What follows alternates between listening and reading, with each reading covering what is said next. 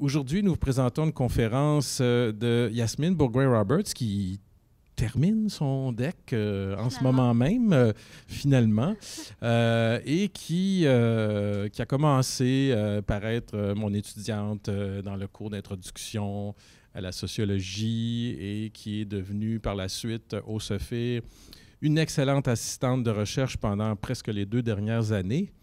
On a beaucoup voyagé, on est allé à Victoria, on est allé au Maroc, on a fait beaucoup de très bon travail avec Yasmine. C'est très malheureux, elle nous quitte. Mais on espère continuer d'avoir un lien avec les étudiants après, quand ils s'en vont au baccalauréat. Mais il y en a beaucoup après, ils s'en vont, ils font des grandes carrières, puis ils nous oublient. mais c'est bien correct, parce que c'est ça qu'on veut. Et donc, tout ça pour vous dire que le Sophir, c'est un centre de recherche qui est ici, au Cégep Édouard-Montpetit, et qui va beaucoup plus loin que seulement inviter justement des chercheurs de pointe du monde entier et des conférenciers, mais qui aussi donne la chance à des étudiants du collégial, non seulement, de faire des voyages, oui, mais ça, c'est pas seulement ça, c'est d'avoir un emploi rémunéré en sciences humaines. Alors, je répète, un emploi rémunéré en sciences humaines. Et ça, c'est pas rien. Et on a chaque été, on engage entre 2 et 3 étudiants en emploi d'été au Sophir. Et c'est comme ça que Yasmine a commencé. Et souvent, donc, parmi les étudiants qu'on emploie l'été, il y en a qui se distinguent plus que d'autres. Il y en a qui veulent plus que d'autres aussi, qui sont plus motivés. Puis on les pousse plus loin. Et puis, donc, ils viennent sur le terrain. Donc, ils viennent non seulement nous assister dans nos recherches, mais ils viennent faire les recherches avec nous. Ils participent au processus de recherche. Et ils produisent des rapports de recherche et des textes. Et je voulais vous l'annoncer, d'ici quelques mois, le Sophir va mettre en place un blog, et un blog qui va publier des articles scientifiques, de vulgarisation scientifique en fait, mais qui va publier aussi des articles des étudiants qui travaillent, qui travaillent au Sophir, et peut-être même des étudiants qui ne travaillent pas au Sophir, mais qui voudraient travailler un petit peu puis faire des articles, des essais sur différents sujets. Et éventuellement, il y aura même un concours annuel d'essais qui va être institué par le Sophir, pour lequel il va y avoir un prix en argent et aussi une publication sur ce futur blog-là. Et je peux vous dire en primeur, il va y avoir peut-être quelques publications de Yasmine aussi à l'ouverture du blog. Voilà. Alors, je vais céder la parole maintenant à l'animatrice de la journée, qui est notre nouvelle postdoctorante qui s'appelle Isabelle Lemelin, qui est postdoctorante du Fonds québécois pour la recherche sur la société et la culture. Ceux qui ont suivi des cours de développement des habiletés de la recherche avec moi, dont Yasmine, savent c'est quoi le FQRSC et savent que c'est très prestigieux, et savent aussi que quand ils seront étudiants en maîtrise, doctorat, puis éventuellement postdoctorat comme Isabelle, ils pourront avoir accès à ces bourses-là qui sont très prestigieuses, très compétitives. Donc, on est très content de vous la présenter aujourd'hui, Isabelle, qui sera pour cette année et l'an prochain, donc pour 2 ans, postdoctorante au Sophir, qui va étudier notamment la condition des femmes, je vais faire attention à ce que je vais dire, qui regarde la condition des femmes un peu dans l'islam, hein, les études de genre, tout ça. Puis, moi, j'aime beaucoup son approche féministe, puis je trouve que ça manquait d'ailleurs au Sophir une approche féministe. Une femme, tant qu'à faire. Mais maintenant, on en a une, on espère en avoir d'autres. Et donc, c'est pour ça aujourd'hui que je laisse la place aux femmes. Voilà. Alors, bonjour à tous et à toutes. Est-ce que vous m'entendez?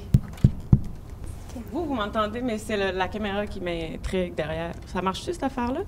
Ça marche. Alors, je vais faire comme une deuxième présentation parce que je m'étais préparée de manière toute professionnelle en pensant que mon directeur n'interviendrait pas. Je suis fort heureuse de participer à ce premier événement public du Sophir pour 2019 et d'être membre de ce centre de recherche, d'avoir pu y rencontrer Yasmine au Maroc et donc d'avoir contribué, je dirais, pas nécessairement de manière implicite, mais par la bande à sa découverte de certains éléments clés de la recherche qu'elle va vous présenter aujourd'hui. Yasmine est une jeune femme brillante qui termine son DEC en sciences humaines, profil monde. Quel profil! Et elle entre cet automne à la prestigieuse Université McGill dans le programme Développement international. Et voilà, je lui souhaite toutes les chances du monde. Et aujourd'hui, je lui laisse la parole. Et je suis très heureuse. Bonne conférence. Merci beaucoup, Isabelle. C'était vraiment un plaisir d'aller au Maroc, faire ta connaissance au Maroc. Donc, en fait, c'est ça. Donc, ça fait, je m'appelle Yasmine, et puis ça fait 2 ans que je travaille, presque 2 ans que je travaille au CEFIR. Alors, c'était une opportunité absolument incroyable de pouvoir travailler pour ce centre de recherche-là. Ça m'a apporté un développement personnel incroyable, développement professionnel aussi. Donc, j'en suis très reconnaissante. Alors, donc, on a parlé un peu du CEFIR. Le CEFIR, je vais faire comme ça. OK. Donc, le CEFIR contribue à prévenir la radicalisation et par le développement de nouveaux savoirs scientifiques sur les extrémistes religieux et la politique, et donc fait la mise en essai de pratiques sociales innovantes et fait un transfert donc, de connaissances vers des milieux les plus sensibles. Donc, c'est un peu ça que je fais aujourd'hui. Je transfère un peu l'information que j'ai eu la chance de recevoir par mon stage au Maroc avec les milieux, donc le milieu collégial, un milieu super dynamique et brillant. Donc, c'est dans cette perspective-là qu'on fait la conférence aujourd'hui. Alors, donc c'est ça, on est allé en Colombie-Britannique cet été, étudier encore les initiatives de prévention de la radicalisation. Et puis donc, on est retourné donc en novembre au Maroc, faire un stage de recherche. Donc, encore une fois, sur les initiatives de prévention à la radicalisation. Alors, c'était où? C'était au Maroc. Oups, j'ai pas la carte. Mais donc, on est allé à Casablanca. Et puis, on est allé aussi à Rabat, qui est la capitale politique, la capitale du pays, et à Fès, qui est la capitale plus culturelle, artistique du pays. Donc, pourquoi on est allé étudier les initiatives de prévention de la radicalisation et aussi assister à un colloque international sur la religion et les sciences sociales. Alors, c'était vraiment une expérience pratique. C'était une expérience dans un monde universitaire super stimulant. Alors, c'était très bien. Aujourd'hui, à la fin de la présentation, je vais faire une approche un peu plus comparative, donc des 3 initiatives que j'ai étudiées, donc Victoria, Maroc et Québec. Alors, mon intérêt pour les populations les plus vulnérables, dont je vais parler aujourd'hui dans la radicalisation, c'est les jeunes et les femmes, mais les causes de la radicalisation peuvent s'appliquer aussi à l'ensemble des Marocains et Marocaines. Alors, donc, je trouve ça intéressant de parler des femmes parce que j'aime bien donc parler des communautés qui sont plus indivisibles, où est-ce qu'on peut rendre leur réalité un peu plus accessible. Donc, on n'en a pas beaucoup parlé de la radicalisation, par exemple, des femmes au Maroc. On entend plus parler des jeunes et des garçons qui sont la force première de la radicalisation, mais je trouve ça intéressant de parler aussi des femmes. Et j'ai eu la chance, en fait, d'interviewer aussi une jeune femme et d'entendre parler de son histoire et d'entendre parler de la cause féministe au Maroc, donc c'était vraiment intéressant. Alors, donc ma méthodologie pour cette recherche, j'ai fait 2 entrevues. La première avec Mohamed Fadil, qui est un nouveau chercheur, je crois, au CEFIR, un professeur à l'université donc de sociologie à la fac des sciences et des lettres humaines, des lettres et des sciences humaines à Fès. Donc, on a eu la chance de rencontrer au Maroc. C'était un professeur super incroyable qui a fait sa maîtrise, son doctorat, je crois, ou sa maîtrise, son doctorat à Montréal. Et aussi, j'ai interviewé Mme Namaye Gessous, qui est une experte en la matière, donc la condition des femmes, qui est aussi une activiste, elle est sociologue et professeure d'université. Alors, c'était des gens qui étaient riches de contenu, riches d'expérience. Alors, c'était fascinant de pouvoir leur parler et de dialoguer avec eux de la radicalisation et des femmes. Alors, ma collecte de données, donc des entrevues, et j'ai aussi utilisé la littérature scientifique que j'ai trouvée sur des moteurs de données qui m'étaient accessibles. Alors, une certaine limite de la recherche, c'est la distance. On était au Maroc, Afrique du Nord. C'était un peu plus difficile, par exemple, d'avoir accès à, par exemple, des livres ou accès aux individus. C'était souvent par courriel, donc il y avait un peu cet intermédiaire-là entre moi et les données. Alors, je vais commencer par qu'est-ce que la radicalisation? Juste pour mettre un peu en contexte. Donc, j'ai étudié le texte marocain, donc de l'UNESCO. C'est un rapport de l'UNESCO Maroc qui nous donne leur définition de la radicalisation. Donc, la radicalisation, c'est, je vous lis donc textuellement, le processus par lequel un individu ou un groupe adopte une forme violente d'action directement liée à une idéologie extrémiste, à contenu politique, social ou religieuse qui conteste l'ordre établi. Moi, je vais m'attarder un petit peu à la section plus religieuse de l'extrémisme violent et cette mise donc à la radicalisation. Alors, les radicaux utilisent souvent donc, les malaises sociaux, politiques et culturels pour pousser les individus vulnérables à joindre leur camp. Donc, le rapport de 2018 du CEFIR était très intéressant, je vous le conseille de le lire. Alors, donc, on mentionne donc la religion est utilisée pour légitimer la violence et la discrimination contre des groupes ethniques, de langue, mais surtout de religions distinctes. Alors, en fait, donc la radicalisation débute lorsque un individu commence à penser qu'il ou elle est l'émanation de la rectitude et la droiture et de l'islam véritable. Donc, il croit donc que le reste de la société n'est plus dans les normes de l'islam et doit remettre de l'ordre, donc en fait son ordre, dans ce qu'il perçoit comme le chaos religieux. Il doit propager la nouvelle charia. Donc ça, c'est par rapport, c'était tiré de l'UNESCO Maroc. En fait, ces gens-là font une lecture rigide des codes de la religion, puis donc comment les appliquer dans la société moderne, puis on va comprendre un peu pourquoi ils se dirigent vers cette réflexion-là. En effet, donc en 2017, il y a 1355, on n'est pas sûr, mais à 1500 Marocains et Marocaines qui sont partis vers le djihad dans les pays étrangers. Et en effet, seulement 156 individus sont revenus au pays, selon le rapport de l'Observatoire du Nord des droits de l'homme. Puis en 2014, 67% des djihadistes marocains avaient moins de 25 ans. En fait, ça va on va devoir se poser la question pourquoi les jeunes se radicalisent. Et on va comprendre que plus de 40% de la population marocaine a moins de 25 ans. À moins de 25 ans. Alors, on voit que c'est un bassin d'individus pétillants qui se cherchent, veulent développer leurs conditions, veulent sortir de la précarité économique. Alors, on va voir qu'est-ce qui les empêche un petit peu de ça. Alors, je vais vous présenter un petit peu le contexte marocain. Le Maroc en général. Donc, le Maroc, c'est un pays d'Afrique du Nord. Les langues parlées sont principalement l'arabe, mais on a aussi le français et le berbère.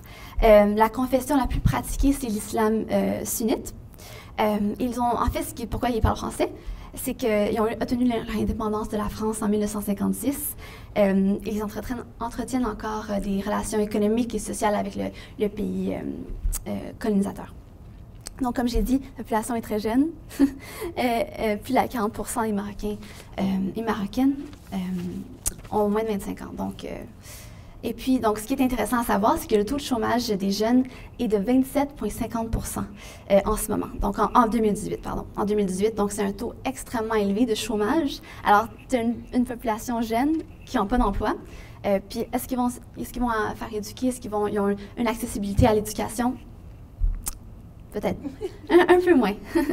Alors, les jeunes n'ont pas beaucoup d'espace de loisirs, de développement personnel, comme je l'ai dit, et le marché du travail est saturé et il n'y a pas de nouvelles opportunités d'emploi. En réponse, donc, l'État marocain a commencé à mettre en place certains projets pour occuper les jeunes, puis il y a certaines initiatives qui sont dirigées pour prévenir la radicalisation, mais ce qu'on a remarqué, c'est qu'elle est souvent dirigée vers la gente masculine. Donc, par exemple, ils vont créer partout au Maroc des terrains de football pour pouvoir divertir les jeunes, mais les principaux utilisateurs de ces terrains sont des gars. Je ne vais pas généraliser, mais ils vont plus utiliser. Ils vont essayer aussi de rendre le marché du travail plus accessible, mais encore, est-ce qu'il y a du favoritisme? On ne sait pas. Donc, je vais vous parler un peu de la condition de la femme par la suite. Hein? Des femmes.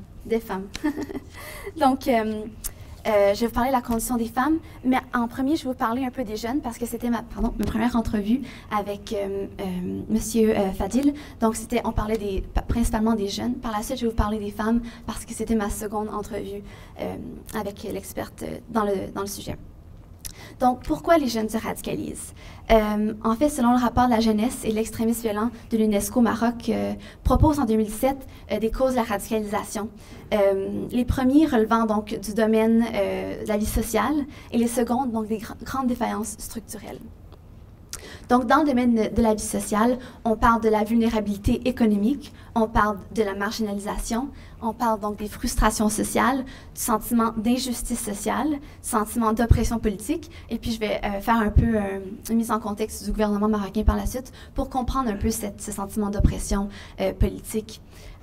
On a aussi un sentiment d'incertitude. Comme je vous disais, les jeunes n'ont pas d'emploi. Le taux de chômage est super élevé. Donc, un sentiment d'incertitude par rapport à leur futur, par rapport à leurs conditions de vie, à leur émancipation. On a aussi parfois la perte de valeurs essentielles. Donc, le gouvernement marocain a fait plusieurs initiatives pour ramener ces valeurs traditionnelles marocaines, cet islam modéré marocain. On a aussi donc des épisodes de violence dans chez certains jeunes. Donc, ça, c'en est des très important. Donc, en fait, la condition de vie générale des jeunes, dans quoi ils sont amenés. Alors, aussi, on parle de délinquance répétée, le milieu criminel. Parfois, c'est donc l'option entre est-ce que je m'en vais quand il n'y a plus d'opportunités ou est-ce qu'on va vers la radicalisation? Donc, on se sent attiré vers un discours plus radicaux ou est-ce qu'on va dans la criminalité? Donc, c'est quoi? C'est comme deux sorties de secours ou différentes possibilités de futur. Alors, aussi l'endoctrinement, je trouve ça intéressant. En fait, il y a plusieurs plateformes utilisées par les réseaux extrémistes. Par exemple, l'Internet, donc c'est un peu la nouvelle ère de la radicalisation, et la télévision. En fait, et parfois même donc les lieux de culte, les lieux de rassemblement. Donc, ces lieux véhiculent un islam radical chez les populations qui sont jeunes et qui sont parfois mal formées par le système scolaire, ce qui les rend ils n'ont pas toujours la capacité de discernement et l'esprit critique pour pouvoir repenser ce discours extrémiste. Par contre, pour contrecarrer cette information radicale venant souvent de chaînes satellites de l'Arabie saoudite, le gouvernement a créé des chaînes promouvant l'islam modéré, l'islam marocain. Aussi, on a donc soit donc la condition de vie, donc comment les jeunes ont été amenés, ou les grandes défaillances structurelles. Donc, c'est perspective plus large. On parle donc des creusements des inégalités. On parle donc aussi des femmes qui se sentent un peu, qui se sentent vulnérables, qui ne se sentent pas valorisées parfois dans cette situation-là. Et donc, on a un échec du mode de croissance sans développement humain durable. On a le rejet des lieux de socialisation traditionnels, la négligence de la puissance socialisante et humaniste de la culture des arts. Donc, on voit par exemple à Fès, on est allé, c'était le contexte universitaire, c'était le contexte des idées, de la culture, des arts. Donc, les capitales culturelles et économiques sont tout autant touchées par la radicalisation, mais c'est vraiment il faut prendre des initiatives pour les rendre plus accessibles pour les jeunes. Alors, j'ai eu la chance de voir le contexte universitaire et c'était une différente dynamique que, par exemple, dans les rues ou dans les cafés ou peu importe. Alors, aussi, on a la culture et la banalisation de la violence. Donc, dans les jeux vidéo ou dans la violence, même dans les rues, la violence verbale, c'est comme banalisé parfois. Puis même, c'est en Occident aussi, c'est la violence est banalisée. Et aussi, donc, la défaillance du système éducatif. Donc, on parlait de l'esprit critique puis la culture du droit de la personne, mais on va y revenir dans les solutions apportées par le gouvernement et par les organisations comme l'UNESCO et les Nations Unies. C'est la même chose. Donc, alors, c'est un peu ça que je parlais tantôt. Qu'est-ce que les groupes extrémistes proposent, tandis que qu'est-ce que le gouvernement marocain propose? Les groupes extrémistes proposent donc de vivre vivre des expériences fortes, avoir la reconnaissance sociale et donner un sens à leur vie, donc parfois même la reconnaissance monétaire, avoir un nouveau style de vie, donc même devenir un héros religieux national. Donc c'est cette expérience de vivre quelque chose de complètement différent. Puis les jeunes, donc on n'a pas de famille, pas de maison, pas trop de responsabilités. Donc c'est vivre cette expérience stimulante-là, où, puis je dis pas que c'est pas noir et blanc, il y a des choses alternatives, il y a des initiatives, mais donc la précarité du marché du travail, c'est difficile, puis les emplois sont pas super accessibles, puis donc le marché est saturé. Alors c'est cette incertitude par rapport au futur qui est stressant. Et puis donc, ça permet donc, ça explique un petit peu pourquoi la radicalisation, ça arriverait. Veux-tu ajouter quelque chose? Ça va? OK. OK, super, je n'étais pas sûre. OK, parfait. Donc, le gouvernement marocain.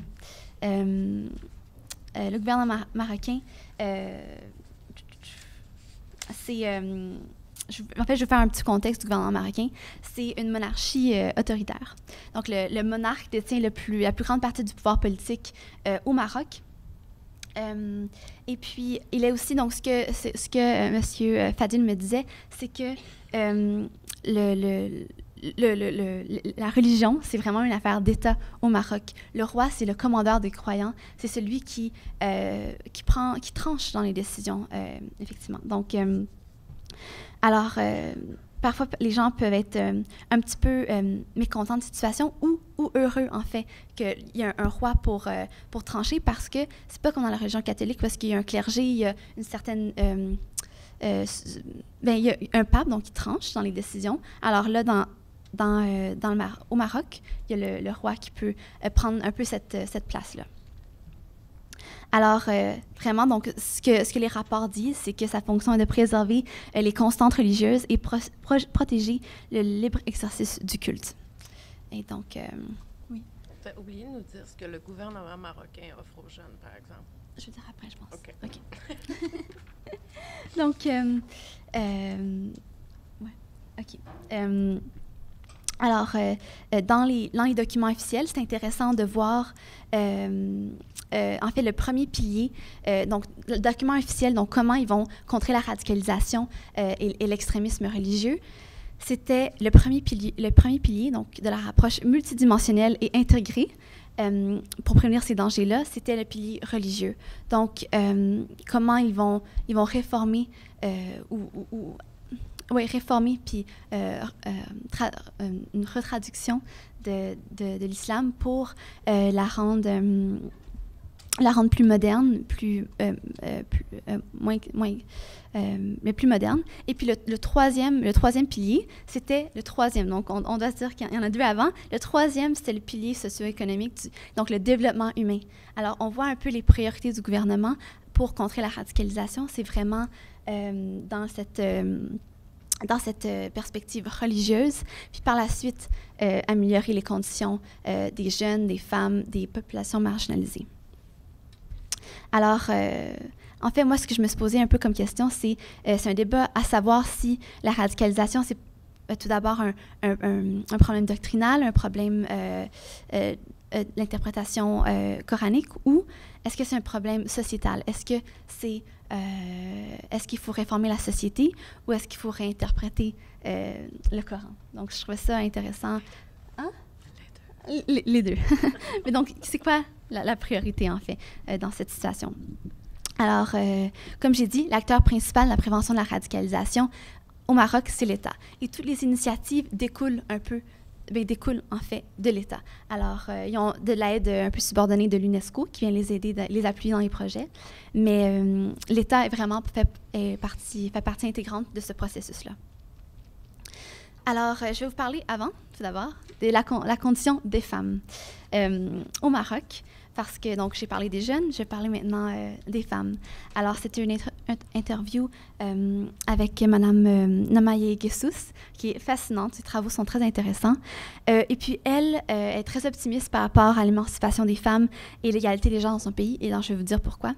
En fait, depuis l'indépendance politique en 1956, la condition des femmes a beaucoup évolué et changé, donc évolué. Donc, en 60 ans, le Maroc a mené des avancées considérables en relation aux lois et la scolarisation des femmes. Donc, le droit de vote a été accordé en 1963, soit 63 ans après celui des femmes québécoises. Puis nous, on considère que le droit des femmes au Québec était assez tard comparé au reste du Canada. Mais donc, en 1963, c'était selon Mme Ghessous. Donc, le taux d'alphabétisation de la population, donc de plus de 10 ans, est du tiers. Tandis que c'est intéressant à savoir, toutes les jeunes filles marocaines de moins de 10 ans sont scolarisées. Il y a sûrement des nuances, mais c'est ça qui me fait part. Donc, les femmes aussi sont économiquement très actives. Elles contribuent pleinement au budget familial. Elles ont des postes importants dans la société. Elles ont des postes, des travaux. Elles font des travaux de recherche. Elles sont sociologues, elles sont médecins, elles sont juges. Donc, c'est super de voir ces avancées-là au travers des années. Et elle affirme même qu'un foyer sur 6 est entretenu par une femme. Alors c'est intéressant de voir ça. Et puis aussi, elle me disait que l'esprit général, donc c'est bouillonnant présentement. Les jeunes sont une grande partie de la société. Ils exigent du changement, ils sont révoltés, ils veulent des changements sociaux. Et puis donc les hommes, les jeunes gars ont vécu dans la mixité et dans des valeurs un peu plus modernes. C'est sûr qu'il va toujours avoir des conservateurs, mais en règle générale, les valeurs sont beaucoup plus progressistes. D'ailleurs, ce qu'elle m'a dit, c'est que le Maroc a ratifié toutes les conventions internationales en faveur de l'égalité entre les hommes et les femmes. Alors, je vais vous parler de certaines avancées qu'il y a eu au Maroc, juste pour vous situer. Donc, la réforme du Code de la famille en 2004. Donc, avant ça, le couple était représenté sous la responsabilité du mari. Et maintenant, la responsabilité est partagée également. Seulement, bémol, le père est toujours le tuteur légal des enfants. Alors, ça peut poser problème. Ça pose problème, en fait. Et aussi, donc, suite au printemps érable, donc, grande avancée. Ah, qu'est-ce que j'ai dit? Érable. Érable, oh non. Le leur, pas le nôtre. Pardon. Donc, c'est au printemps arabe, pardon. Le Code de la nationalité a rectifié son tir donc, en 2011 et proclame finalement que les femmes peuvent donner la nationalité marocaine à ses enfants. Le père n'est pas le seul à pouvoir le faire. Donc, même si donc, une femme, avant 2011, une femme mariait un étranger et puis elle avait un enfant, elle pouvait pas, même si l'enfant était né au Maroc, elle ne pouvait pas donner la nationalité. Donc, c'est une avancée assez importante par rapport à l'identité nationale puis aux valeurs marocaines. Et comme je disais, les femmes sont incorporées dans tous les secteurs d'emploi, donc de direction, de présidente. Puis, c'est encore un peu un sujet à débat là-bas. Donc, les femmes prennent des métiers qui étaient... elles obtiennent des métiers qui sont traditionnellement plus masculins. Et il y a encore beaucoup de préjugés de la part de leurs confrères. Alors, c'est difficile dans ce milieu-là, ce milieu-là, mais c'est quand même une grande avancée. Puis maintenant, donc, les femmes peuvent être notaires. Et ce qui est intéressant à savoir, c'est que avant, les femmes ne faisaient pas partie intégrante du processus du mariage, mais là, avec cette nouvelle réforme-là, elles peuvent participer entièrement à l'accord légal du mariage. Donc, une femme notaire peut prendre part à l'acte du mariage de façon plus légale et structurée. Donc, en 2018, donc, Martin et moi, on a vu une manifestation contre le harcèlement dans les rues, la violence verbale. Et puis, donc, une des jeunes femmes que j'ai interviewées elle fait partie de cette masse-là. Alors, c'était intéressant de voir son point de vue là-dessus. Mais dans les faits, la loi 103-13 sur le harcèlement sexuel criminalise la pratique donc de violences verbales et physiques, en fait le harcèlement dans les rues et dans l'espace public. Donc, alors c'est sûr que les femmes ont ce recours-là en justice, mais j'ai lu même des reportages puis des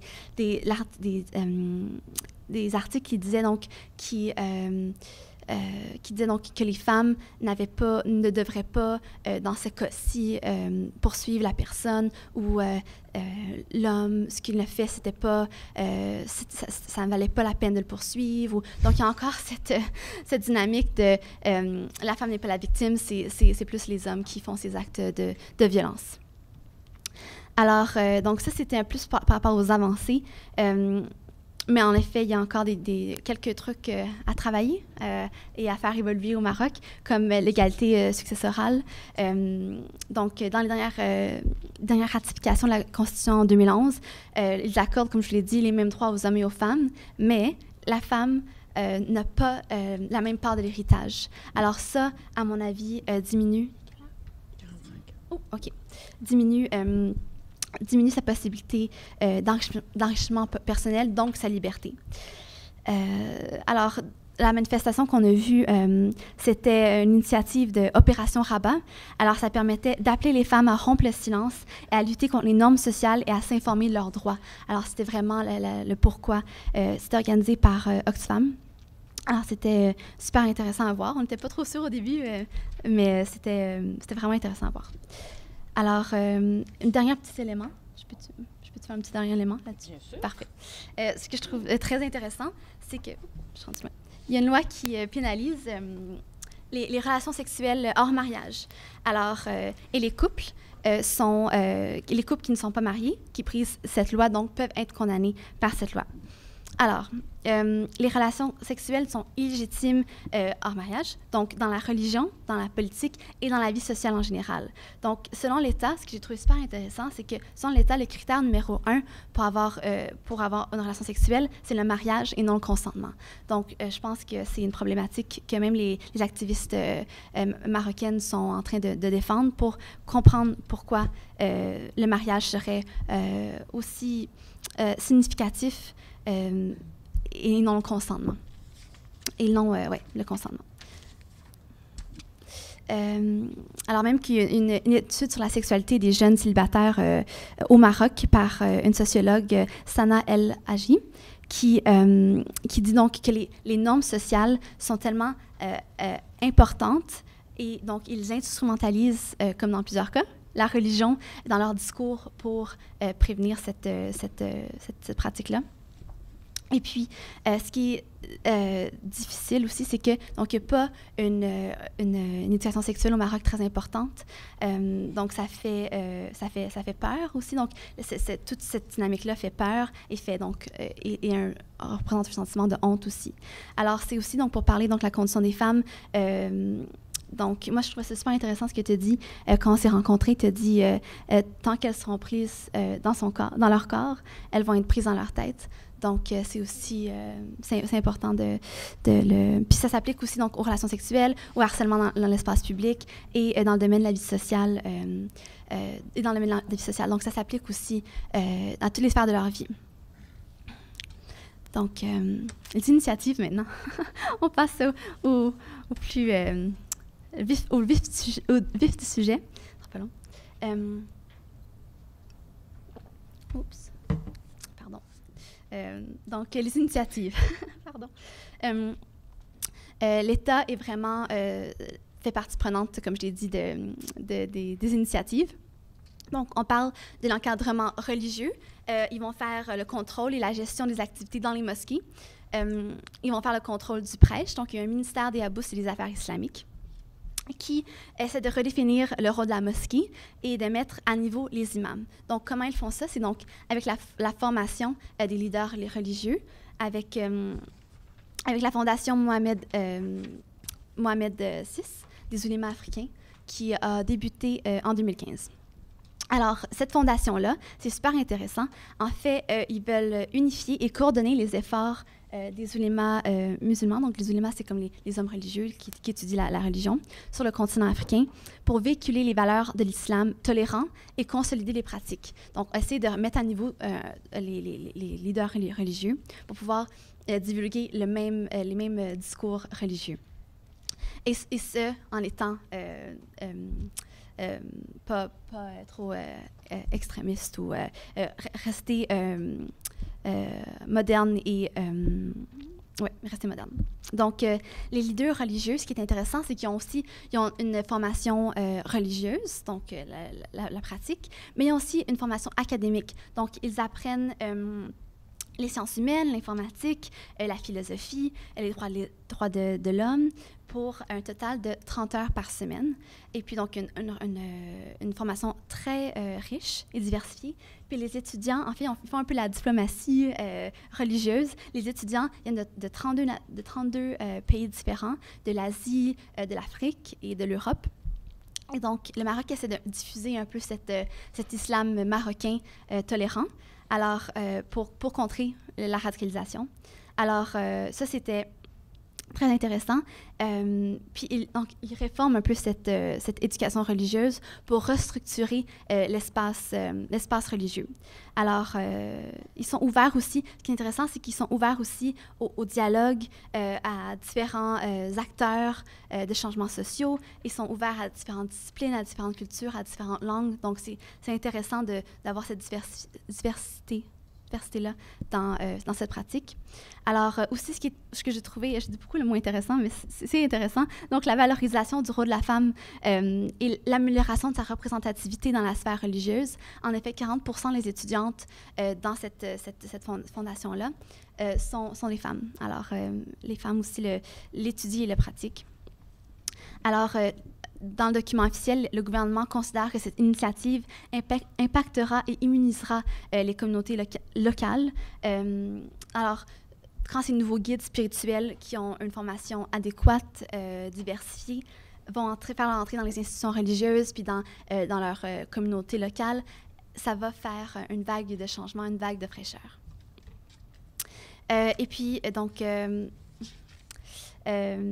y a aussi, donc, une initiative, donc, en fait, la loi antiterroriste qui est appliquée en 2004 et c'est ratifiée en 2015 pour la rendre un petit peu coriace, pour criminaliser et donc intensifier la criminalisation des actes terroristes et du dialogue des idées terroristes, pour anticiper une nouvelle attaque terroriste au Maroc. Et puis cette initiative-là, il y a une initiative super intéressante, ça s'appelle Rabita Mohammadia des oulémas, qui font un travail de veille et d'analyse sur le discours d'extrémisme violent. C'est un peu ce qu'on fait des fois au CEFIR, donc de travailler à voir le discours de l'extrême droite. Mais donc là, c'est un extrême droite religieux. Donc, et leur objectif, c'est vraiment faire la recherche et cerner les problématiques et donc démystifier le discours des extrémistes religieux pour en faire entendre raison aux radicalisés. Alors, ils essaient de premièrement trouver les motivations derrière les actes terroristes et donc faire la décomposition du discours pour trouver un peu les concepts utilisés et pouvoir les cerner donc, dans leur banque de données. Et puis, en fait, ce qu'ils ont trouvé, ils ont trouvé une lecture déformée et instrumentalisée des concepts tels que le djihad, la charia et la gouvernance du peuple marocain. En fait, donc c'est ça. C'est pour donc montrer aux radicalisés l'instrumentalisation du discours et revenir à un discours plus moderne et plus modéré. Où est-ce que la veille se fait? Sur Internet ou dans les mosquées? Ou... Je pense que c'est sur Internet, télévision, mais je pense que c'est dans tout, donc les lieux susceptibles de radicaliser les jeunes.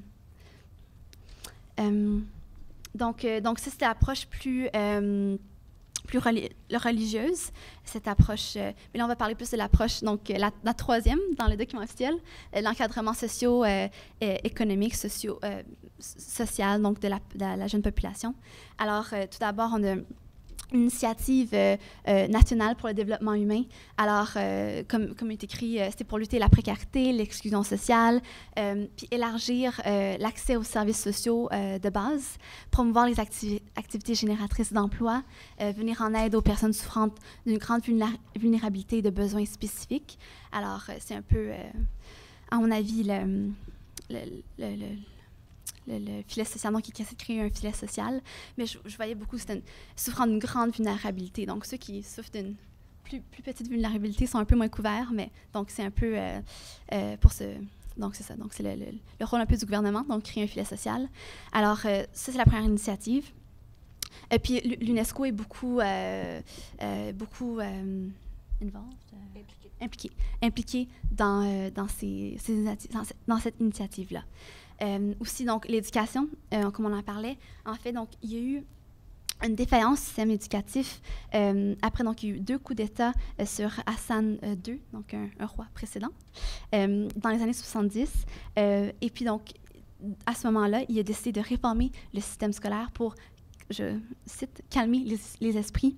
Donc, les sciences sociales et la philosophie ont été bannies et ont été remplacées par les études islamiques. Mais ces études islamiques-là n'avaient pas été reformées. Donc, c'est des études islamiques qui ont été écrites par différents auteurs, qui ont leur interprétation diverse, qui ont leur interprétation qui est le leur. Donc, ça porte parfois à confusion dans toutes ces interprétations-là.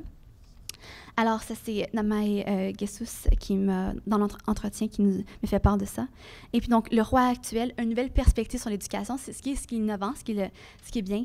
Le roi comprend maintenant que l'éducation, c'est un rôle d'insertion sociale et économique des jeunes. Elle prend une place centrale dans le développement humain. Donc, l'éducation, c'est vraiment la clé du développement humain puis de prévenir la radicalisation. Il dit ça, mais paradoxalement, c'est le 3e point dans le document officiel. Donc, en fait, la progression du système éducatif, c'est vraiment donc l'accessibilité, c'est vraiment sur ça qu'il travaille, l'accessibilité, puis donc la qualité aussi de l'enseignement et l'apprentissage continu de cette, donc pas arrêter au niveau primaire, donc continuer cette éducation-là. Aussi, il travaille donc dans l'équité de l'éducation. Donc, je trouvais ça intéressant qu'il souligne l'équité dans l'éducation, donc que les filles et les gars puissent avoir accès équitablement à l'éducation. Ils investissent dans les infrastructures qui étaient désuètes, un peu comme parfois ici, mais l'aide financière aux élèves aussi les plus démunis, donc les plus alors, donc les résultats. C'est l'augmentation, donc des résultats super intéressants. Donc, l'augmentation du taux de scolarité, la diminution des écarts de scolarisation au primaire entre les filles et les gars.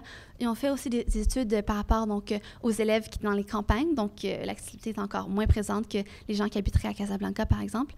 Et puis, donc, l'écart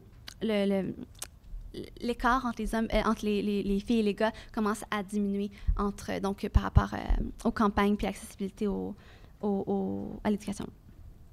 Alors, aussi, donc, ce qui est super important, c'est l'emploi des jeunes. En fait, donc, après avoir eu une éducation peut-être un peu plus désuète, qui n'a pas duré très longtemps, là, ils se retrouvent sur le marché du travail sans formation. Ben, je généralise, mais c'est un exemple type, sans formation professionnelle. Donc, les emplois des jeunes sont précaires, sont parfois précaires, sont parfois... ils sont moins bien rémunérés, sont rarement contractualisés, puis sont peu couverts par des régimes de protection sociale. Alors, donc, ça rend ça super... c'est stressant. Comme on avait dit, c'est une cause de la radicalisation. Puis donc, ce qu'ils veulent faire, c'est pour permettre la cohésion nationale, de réinstitutionnaliser l'engagement des jeunes dans la vie professionnelle, donc les faire rester à l'école plus longtemps et rendre accessibles des formations professionnelles. Donc aussi, inciter à l'entrepreneuriat, faciliter de l'auto-emploi et la mise en place de petites à moyennes entreprises pour pouvoir réactiver cette population au chômage. Puis de tout ça, ils veulent aussi répartir la richesse plus équitablement parmi la société. Puis finalement, donc l'UNESCO a fait un projet sur la prévention de l'extrémisme violent. Donc, c'est par rapport à la Jordanie, la Libye, la Tunisie et finalement le Maroc. Donc, ils soutiennent des initiatives menées sur le terrain par des jeunes dans le domaine de l'éducation, des sciences, la culture et des médias pour prévenir l'extrémisme violent. Ils veulent rendre les jeunes des acteurs de première ligne, de premier front dans la lutte contre l'extrémisme violent. Donc, presque fini. Donc, les pistes de solutions. C'est ce qui est le plus, je trouve, le plus optimiste. Donc, réformer l'éducation. Il reste 3 minutes? Oui. Il reste 3 minutes? Oh. OK. 5, OK. J'ai presque fini. Donc, réformer l'éducation. Donc, ce qu'on avait vu, donc, la nécessité de réformer l'éducation religieuse, mais aussi qu'elle soit vraiment en parallèle, je dis bien, pas entrecoupé, en parallèle avec l'éducation des sciences sociales et de la philosophie, parce que c'est super important pour développer l'esprit critique et l'esprit d'analyse. Alors, c'est ça. Donc, ils veulent aussi réformer le cursus de l'instruction religieuse pour qu'elle soit modérée, qu'elle soit pas disparate. Donc, l'instruction religieuse, comme j'ai dit, développer l'esprit critique. Ils veulent aussi repenser le Coran, donc redéfinir, mais ça, c'est plus ma piste de solution, redéfinir les rôles traditionnels, donc cette retraduction du texte religieux, donc proposer peut-être une relecture avec, en fait, c'est notre donc redéfinir les rôles les pour pouvoir mettre la femme dans donc, une différente position dans la religion. Mais c'est quand même intéressant donc, que les écoles, 40% des femmes, 40% des étudiants sont des femmes dans les écoles religieuses. Alors, donc c'est ça aussi, redéfinir l'identité nationale. Donc, et le concept de la citoyenneté. En fait, le gouvernement a compris que pour redéfinir la citoyenneté et l'identité nationale, il faut qu'il redevienne doit faire partie intégrante de la personne. Donc, parce qu'en ce moment, elle ne se manifeste pas de manière concrète et directe dans la vie en termes de services, de bénéfices, de valeurs. En fait, c'est une perte d'identité permet parfois de légitimer des communautés imaginaires que les radicaux se créent. Et certaines interventions dans un livre que j'ai écrit, pas que j'ai écrit, pantoute, que j'ai lu. Bon, là, je commence à mettre que j'ai lu. Pardon. Lapsus. Que j'ai lu font mention donc des individus qui se considèrent d'abord musulmans et par la suite marocains. Donc, je crois que donc le gouvernement doit travailler à renverser cette dynamique et donc, à mon avis, renverser cette dynamique pour rendre les gens donc cette fierté nationale. Et défendre l'islam des Lumières pour une religion plus moderne. Et finalement, donc, quels sont les éléments de comparaison? Il y en aurait plusieurs, mais là, j'ai pas beaucoup de temps. Donc, l'éducation, c'est vraiment, à mon avis, l'initiative de prévention de la radicalisation la plus efficace puis la plus concrète. Donc, à Victoria, on parlait de l'éducation et la formation de personnel dans la santé publique. Donc, c'est important de former son personnel qui travaille avec les gens, avec les citoyens, sur les thèmes de la radicalisation et de la personnalité à risque et typique. Au Maroc, on parle d'offrir une formation générale académique, donc des sciences humaines et la philosophie, en parallèle avec l'éducation coranique et religieuse. Donc, c'est aussi rendre cette éducation-là plus accessible. Je parle de celle académique. Et puis, au Québec, le CEFI recommande donc, dans son rapport de 2018, de renforcer la diffusion des connaissances scientifiques sur les religions et le processus de radicalisation chez les jeunes, chez les étudiants collégiaux. Alors, c'est donc rendre cette information plus accessible au Québec. Et puis, et voilà. Alors, c'est tout. Merci beaucoup.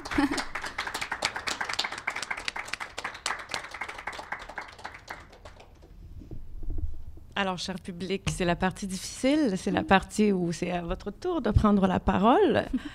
Est-ce que je dois me déplacer avec le micro?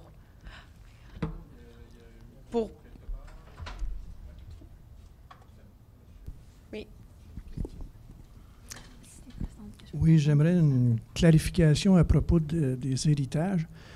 Oui. Si j'ai bien compris, la femme n'a pas droit à une part juste d'un héritage. Oui, effectivement. Donc, si l'homme, donc s'il a un frère, par exemple, il va avoir une plus grande part de l'héritage. Donc, c'est vraiment la discrimination genrée. Est-ce que c'est seulement dans le cas où il n'y a pas de testament? Non, c'est dans tous les cas. Ben, Alors, par exemple, un père ne pourrait pas léguer 90 % de ses avoirs à sa fille et 10 en fait, à son fils?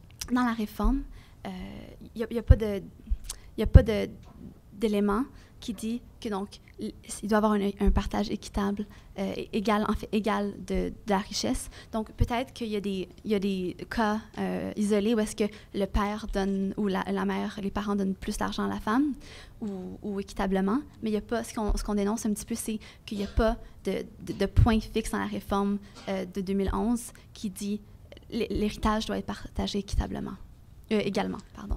Okay. Enfin, il n'y a que la Tunisie qui vient de voter pour un héritage égal entre les hommes et les femmes.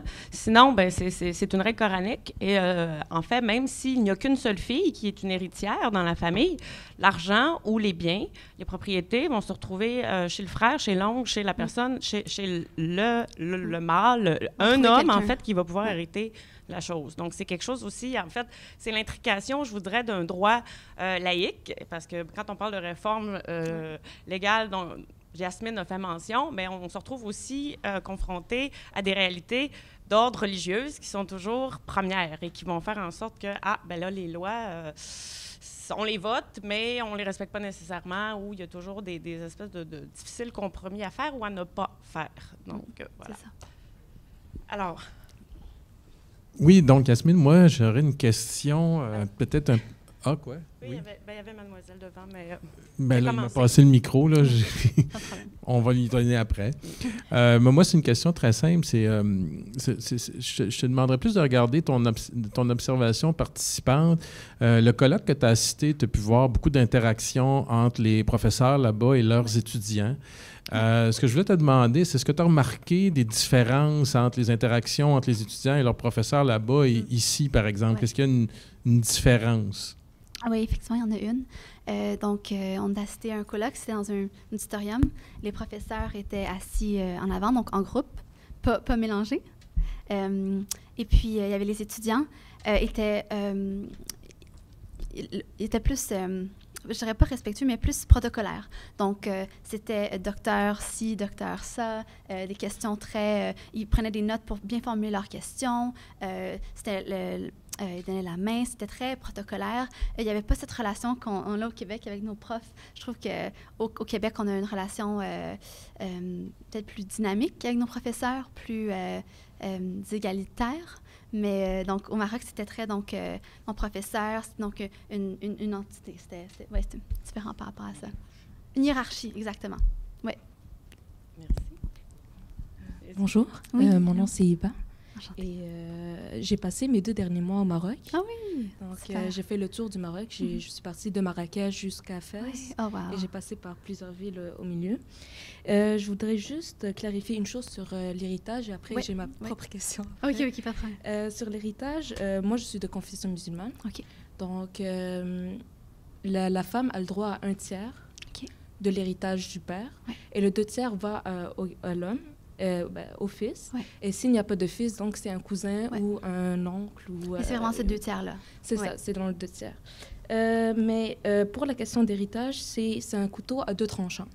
Donc, avant que les droits de la femme dans la société contemporaine, donc la société occidentale, soient...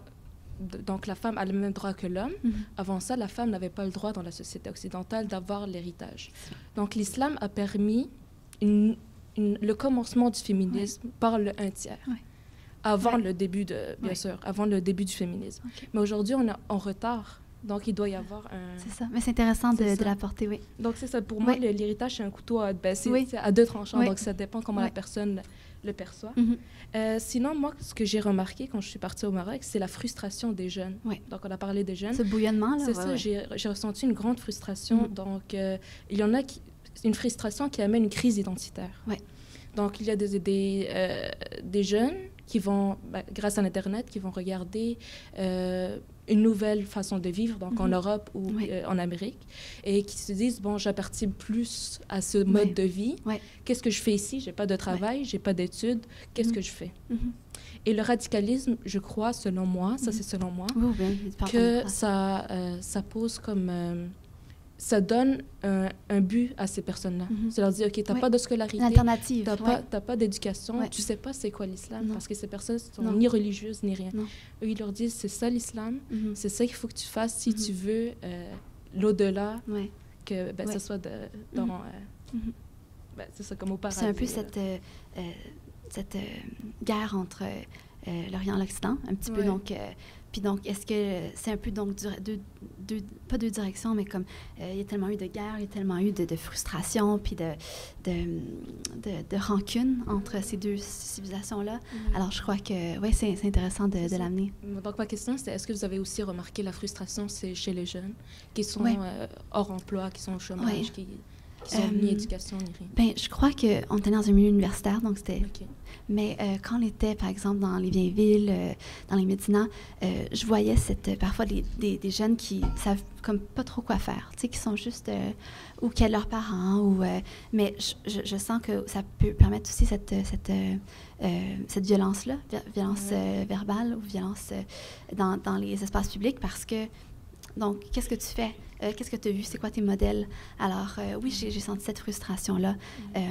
Mais tu vois, j'étais dans un milieu universitaire, donc il faudrait que je fasse la recherche sur le terrain avec oui, mais c'est vrai que quand j'ai visité, c'est vrai qu'il y avait cette frustration-là. Puis j'ai senti aussi qu'il y avait donc les magasins occidentaux, les magasins français, beaucoup de magasins français. Cette néocolonisation-là est encore présente, qu'on sentait encore beaucoup d'influence française de ce modèle à suivre. Ça, j'ai trouvé ça attristant, oui. Mais ce qui me peine beaucoup, moi, parce que je suis d'origine marocaine, ce qui me peine beaucoup, c'est de voir des jeunes qui utilisent la violence, ben, tellement leur frustration est tellement grande qu'ils la dégagent en forme de violence. Et c'est pas ça la solution. Ils n'ont pas d'alternative, ils n'ont pas de loisirs, développement, de dollars, faire la peinture, ou, puis ils n'ont pas l'éducation, parce que l'éducation, ça... Non, ben, il y a des initiatives qui sont faites, mais c'est parce qu'en fait, il y a toute une partie aussi de la marginalisation, parce que c'est quelque chose que tu as soulevé. En fait, je pourrais te le poser comme question. Quand tu parles de marginalisation, ou quand Mohamed Fadil t'a parlé de marginalisation, ou même Naham Gessous, bon, en même temps, ce que j'ai entendu, c'est qu'elle t'a beaucoup parlé des femmes, mais tu l'as aussi approché par le biais de la radicalisation. Et je voulais savoir, est-ce que, justement, ces deux personnes-là, dans tes entrevues, ont spécifié davantage c'est quoi être marginal au Maroc? Parce que si 40 ont moins de 25 ans et que la plupart de ces jeunes-là sont marginaux, à un moment donné, bon, ça fait encore une minorité, mais ça fait une très, très grosse part. Oui, effectivement.